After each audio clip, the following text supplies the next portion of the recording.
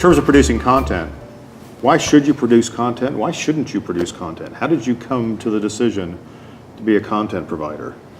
I look at it more as content management because being in the staging industry for a long time, I started looking at what was happening on show sites, and our team has typically 8 hours to put a show in.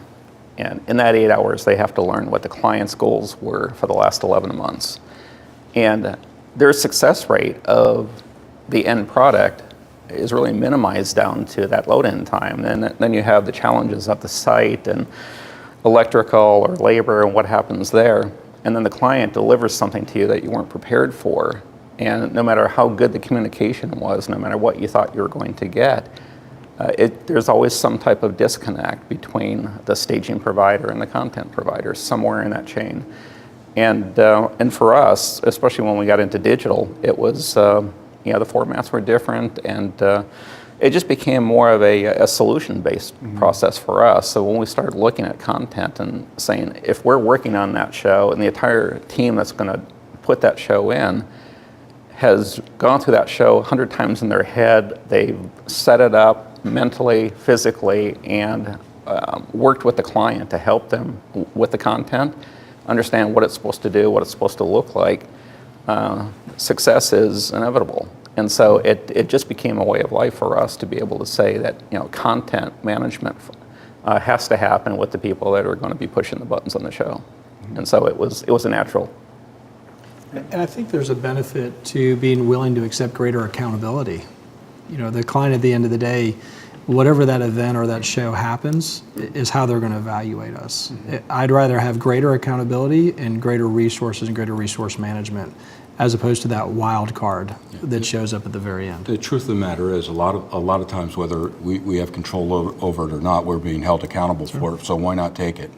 Yeah. If they want to make you accountable, then really allow us to be accountable and do the whole solution, not just a piece of it. And I think it adds a cohesiveness to the entire design of the event, because you're able to manage the playback or the design of the content, as well as the design of the stage, the design of the lighting, the audio systems. All of that starts to come together slightly more cohesively when our team alone is paying attention to every detail, because we're going to be held accountable for it. So how do you address the folks who feel like, well, you're usurping the traditional producer or agency's role in the value chain? Yeah, that's always been the big question. And I think that the distinction between producing content and being an event producer, you have to make it really clear in who you are and what you market, because we're not an event producer, we're producing content for the event. And so with that, we can manage everything that we're responsible for. And we work with some of the top agencies in the country and in the world, and they own that relationship. They bring that client in, they work with them on the branding, the messaging, and work hand in hand with us. And they typically will contract out those services, but by contracting those services to us, it's more cohesive and it delivers a final product that's so much better. So I think you just have to be really clear on who you are. Are you a production company, or are you a content producer? Okay. So Mike, what's the position you're taking? The position we're taking is we've actually rebranded that part of our business, called NMR Interactive, because we like Nick says, we produce interactive content. We're not an event producer. We're not going to compete with events producer that could be construed as our client. It's a fine line you have to walk, but it's one that needs to be clearly defined. So that's basically our involvement. Content to me is one of the reasons we liked it. We got into it is where it infuses you into the process, into the entire sales process at a much earlier level than when you're just providing audiovisual equipment and gear. But we're gearheads. How do we price? How do you fit this into your business model when your client's used to you renting them equipment and providing people? You're selling solutions, you're not selling gear. You have to look at it. And I think the beauty of bringing creativity into an equipment company is you're really doing something for the client in the sense that most people don't know on the creative side what the equipment can do for them. And when they don't bring those together and there's two entities working outside of each other, they never really fully advance what the technology can do for creative. And so you really help them with that. I think there's a place where, remember 15 years ago, if you owned a 50-inch plasma, you were the only person probably on the East Coast that owned a 50-inch plasma, and they'd pay a lot of money for that. Those days are gone. The barriers to entry to the market, as you shared earlier, Mike, are gone.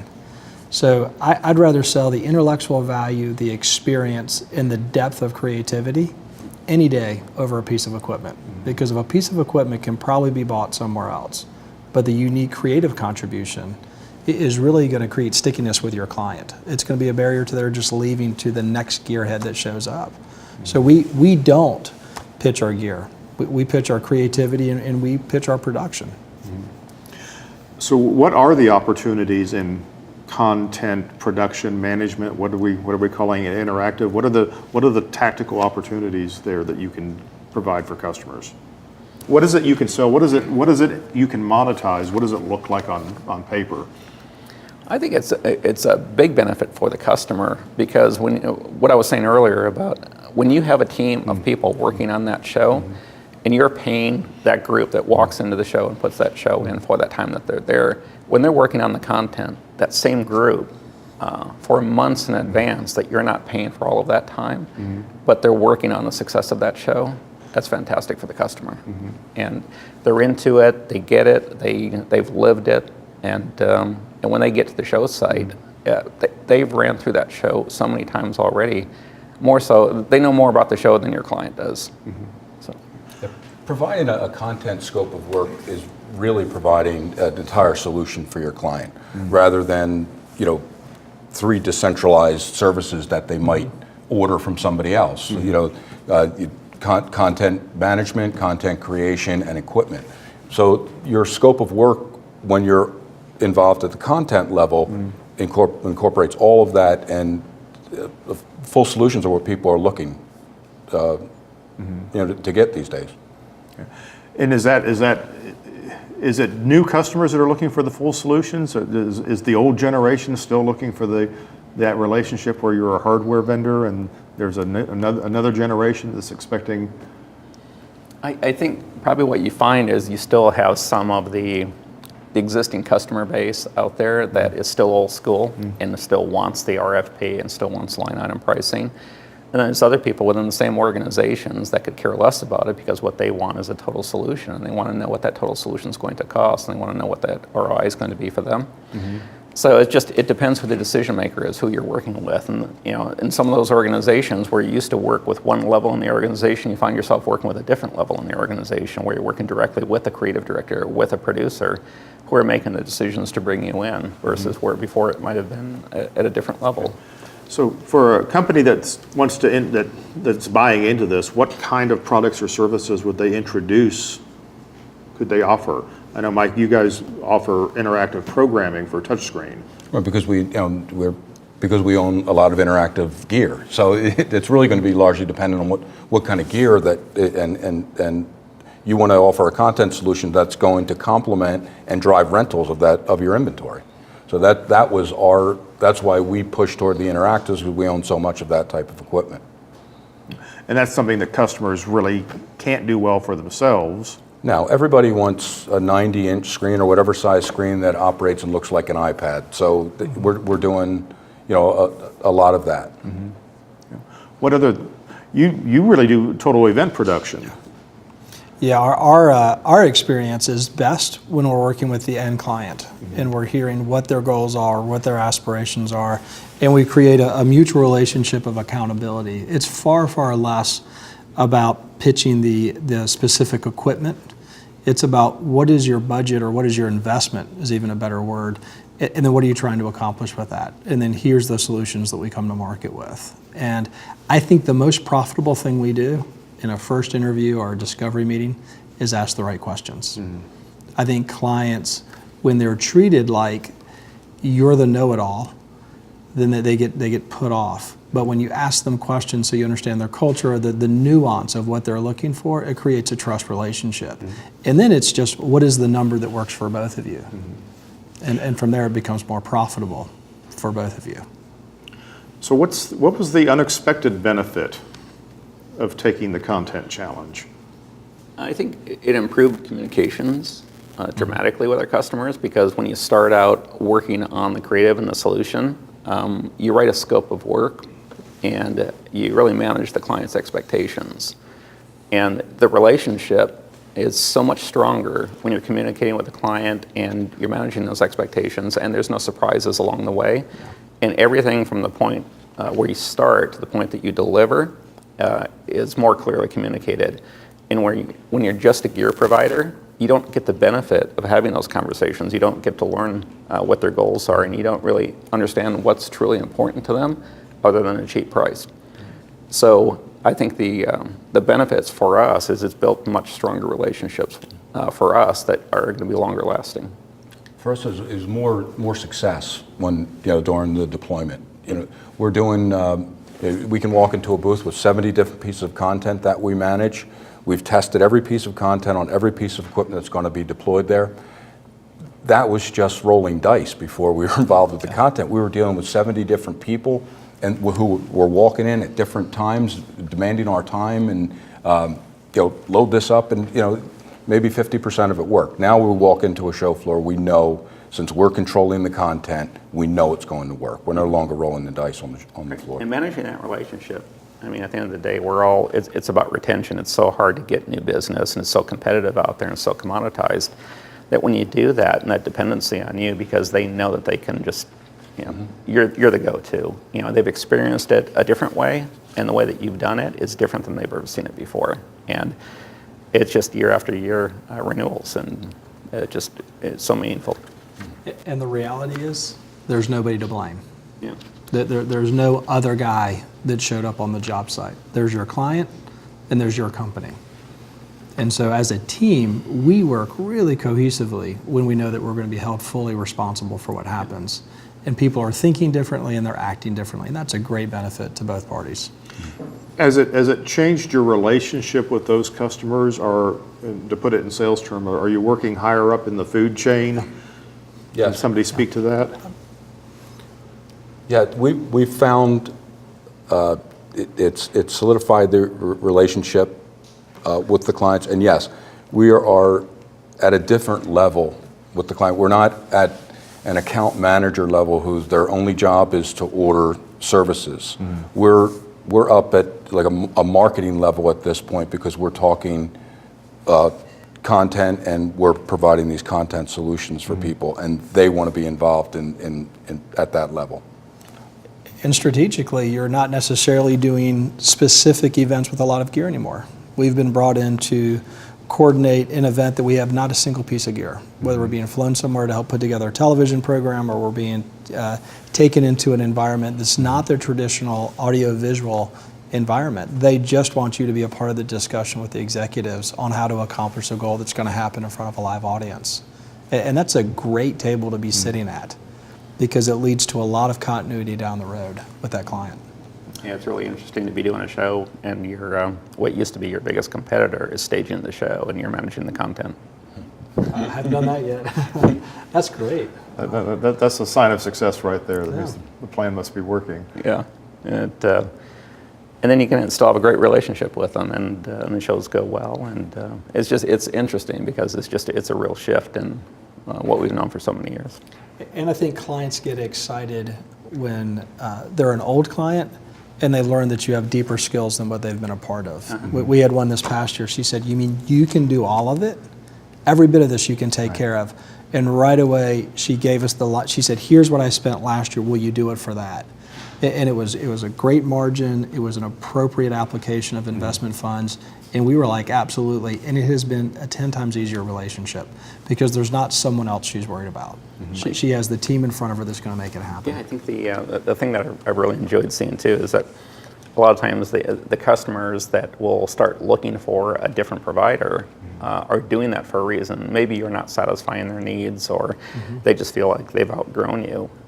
When you're offering those types of services, they actually feel like they're holding you back, because they know that you can do so much more, that when they're ready for it, they know they have a partner there that can help take them to the next level. And think about the experience. But between us, we have close to 90 years of doing events. And we actually, we supplanted an agency in an environment one time. And the client's response after one phone call, I asked her so many questions, and she went back to her staff and she said, we've had the agency working on this for 6 months. I have no answers to any of the questions that he asked us. What is going on in our business? And the agency was fired, and the next day we were hired to go through the process. But it was because of the questions, and it's because of the experience in the real world environment that this is what it looks like in front of 1,000 people, or whatever the audience is going to be. So, last question in this area. Pricing this creative and this content and programming and everything, this is a lot different than renting equipment. You know, the old, you take the purchase price divided by 10, that's your daily rate, right? Mm-hmm. How do you divide a graphics artist by 10? I mean, what do we need? What are the questions that we need to be asking about how you price these soft services? Probably the biggest benefit that comes out of creative is that clients will tell you what their budget is. And you can bill something to their budget. That's huge. And when you're in a commodity world, nobody wants to tell you how much they have to spend because you'll take every cent of it. In the creative side, and when you're talking about designing the meeting and you're working on a solution, they're very happy to tell you, this is what we have to do, this is what we have to spend, and this is what we want to accomplish. And if you can provide that, you're golden, because that's their job, that's their livelihood, that's what they're there for. And if they can deliver that to the CEO of the company, that's what they're engaged for. So that takes a different kind of salesperson. Yes, it does. Right. Well, that's one of the challenges here. How do you get your salespeople up to speed to sell these content services without involving the people that run your content creation department? We've not had a lot of success doing that without a lot of hand-holding from programming staff, project managers on the content side. So that's one of the challenges here, because it's not selling a 50-inch plasma, it's selling a totally custom solution. So that was the key word, solution. You're selling solutions, you're not selling equipment, and you really have to focus on what does success look like for them. At the end of the day, when you're done, and they said that was a success, how do you get there? And so you have to have salespeople that are really focused on that, instead of trying to sell a piece of gear or an equipment list or competing against somebody else. It requires a strength set that's different than what we traditionally breed in our organizations. You have to be able to create something from nothing, help them imagine it, and then be willing to invest in it. And that's a high risk and reward. What we have for lunch today could mean something entirely different to all of us because of what we expected and is yet to be unknown. And I think in the content selling process, it is a challenge to create the predictability of the experience. A piece of gear, you show up and it does a thing. But the visual, and you can have an executive that has one opinion and an executive next to them has a completely different opinion. And how do you draw consensus and get approval to move forward? That's where we find the greater risk is in pricing a product, is how many reviews will it go through outside of the person that I'm having a conversation with, and how subjective are those reviews going to be? And that's where the investment comes in too. I mean, to have those type of people on staff that can do the conceptual, that can do their renderings, that can have those kind of conversations, you have to invest in that. And those are the type of people that you have to put in place to back up your sales team. So managing a project, managing to a budget is quite different than just managing a show budget.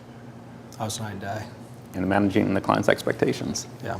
That's just, that's the key for it, is the scope of work and the concepts, everything that goes into it, and following that process all the way through is totally different than the salesperson that wrote an order for equipment, sends it off to the warehouse, and he's gone. And it's all labor, and it's all design labor, which is very different than putting stuff in the air, hanging out of ceilings, or loading it in a truck. It's entirely labor, which introduces mistakes, or it introduces miscommunication way differently than a moving light does or a speaker. So you have to build in margin for mistakes then. So talk to really quickly. Somebody mentioned, or somebody speak to the point about the margins are higher because the risk is higher. Can you put that in your words? I think I like to mitigate that risk by creating the scope of work as tightly as we can. And that's something we focus a lot on, because the scope of work really sets the tone for the project and the margin all the way through. Change orders are, I mean, in the staging world, they're awful because they're a surprise. And when people get a surprise, they're not happy about it, or they don't want to pay for it. And when you're doing a scope of work, and a scope of work to me, it's more important what you don't know than what you do know, because what you do know is really simple to put down. But what you don't know, we have to address in advance. And if you put all of that in there, it helps the communication process open up, helps the client tell you things that they normally wouldn't have told you. It helps them think about things that they wouldn't have thought about. And you can get it much tighter in the very beginning and eliminate a lot of those surprises. So, that's, the risk and the margin side of it. If you manage the risk by overly communicating with what it is that you're going to deliver and sticking to that, change orders, believe it or not, they're happy to sign them because they're aware of them and they expected it because they called you and asked you to change something. It wasn't something that you did. And I think clients are happy if they can transfer some of the risk in their role or for their organization to you. They're also willing to pay a little bit more for that. If there's a lot of people that could do it, it's not a perceived risk. But the perception of, I have someone now who's willing to accept responsibility and be held accountable for it, is something worth paying more for than folks that just show up with equipment. Let me just start by saying I am incredibly surprised at how candid this discussion was with a bunch of old school 25 plus year veterans tossing around discussions of content like they were tripod screens. Let me summarize. Nick and Mike both said this, and they said it in different ways, but it's very salient. One of the first reasons for a rental production company of any kind to embrace content or manage content, it's a purely defensive move. It's an important move because you're going to be held accountable for it anyway. At the end of the day, we're blamed for whatever goes wrong on a show site. So content is the thing that's most likely to go wrong these days.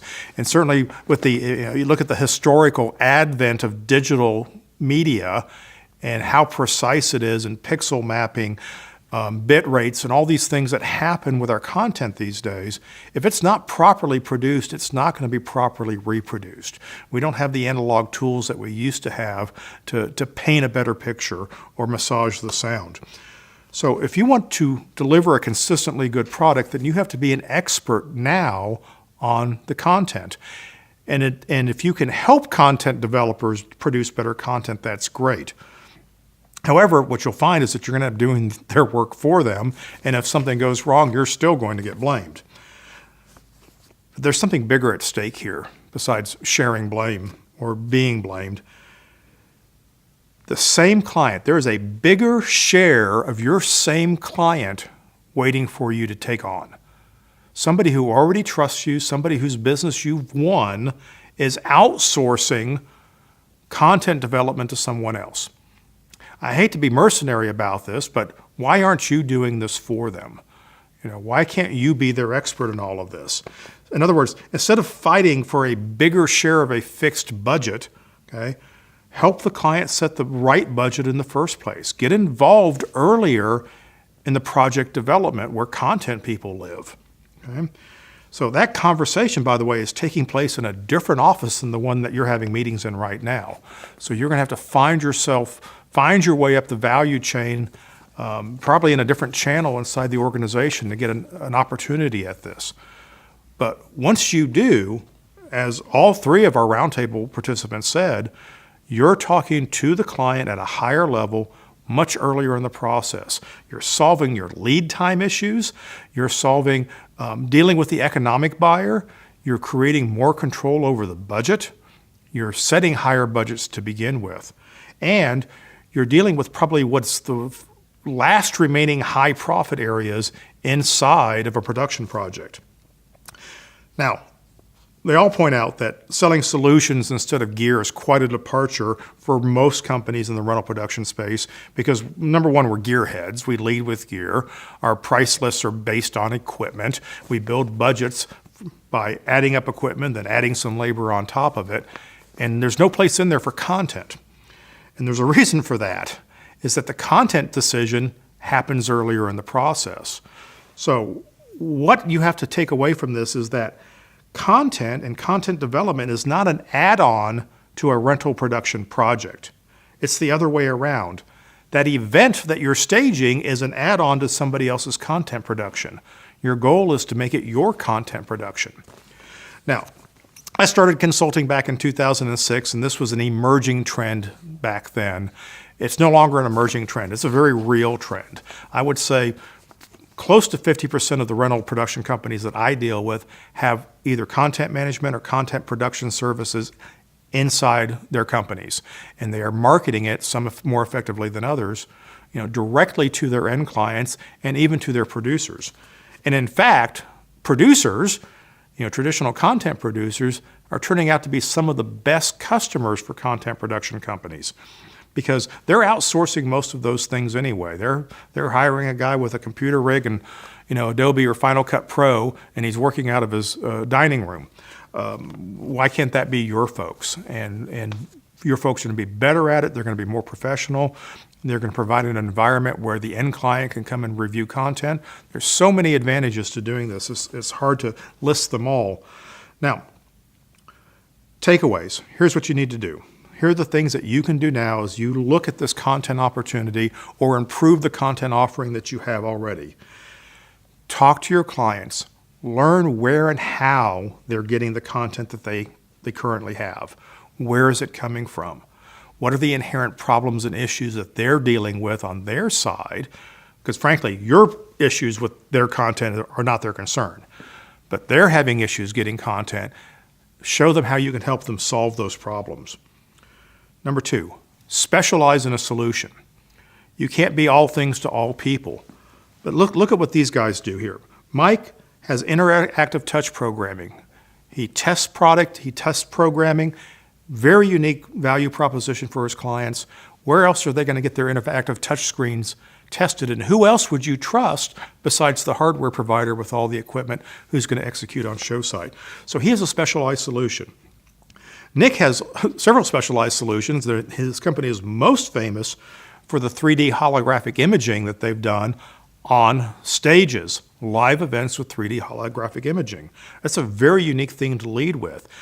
Even though the customer may not actually buy that product, it gets you into a very sophisticated high-level conversation, and they have other content production services that they can sell.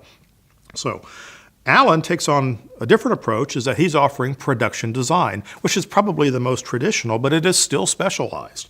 So they take a concept, they help the end users or their customers with their messaging goals.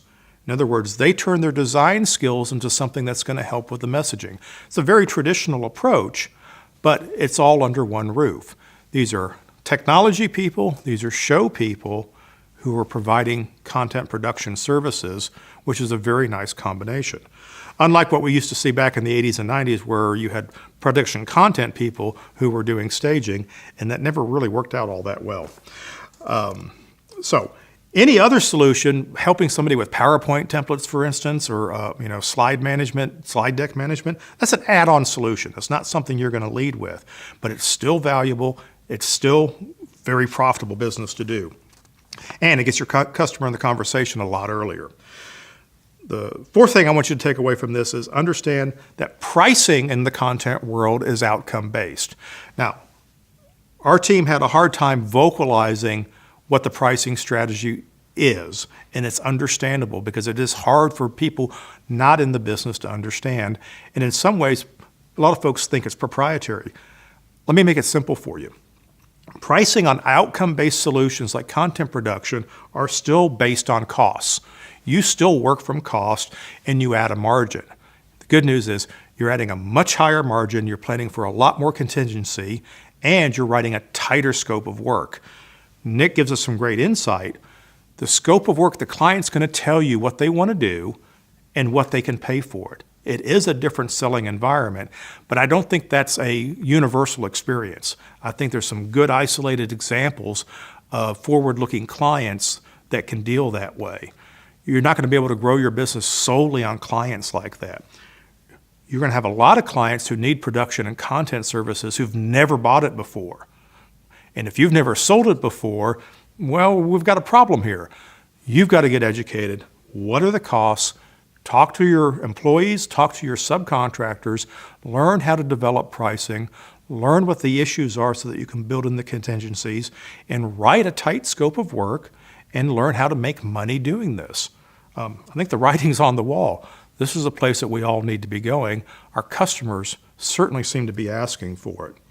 So, again, great content, great video. I really thank these guys for sharing some of their secret sauce with us. Now, why don't you try and go do something with it? I've got a lot of resources that I can help you with, but you have to make the commitment that this is the right way to go. Thanks for watching.